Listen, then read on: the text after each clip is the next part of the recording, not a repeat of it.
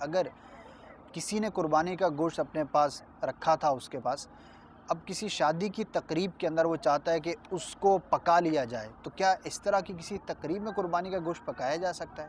We love Madani Channel. We love Madani Channel.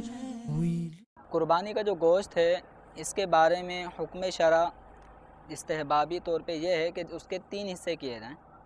ایک حصہ فقراء میں صدقہ کیا جائے اور ایک حصہ اپنے دوست و احباب اور آس پڑوس کے مسلمانوں میں تقسیم کر دیا جائے، اور ایک حصہ اپنے گھر والوں کے لیے چھوڑ کے رکھ لے اور ان کے کھانے پینے کے استعمال میں لائے۔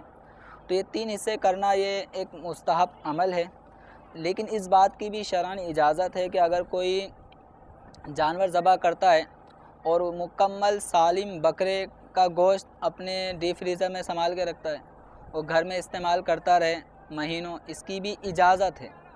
تو یوں ہی اگر کوئی جانور بڑا لے کر آیا اور وہ ذبح کر دیا گیا، اس کا کافی حد تک کافی مقدار میں گوشت ان کے پاس موجود ہے، تو اس کو شادی وغیرہ کی تقریب میں بھی استعمال کیا جا سکتا ہے۔ We love Madani Channel.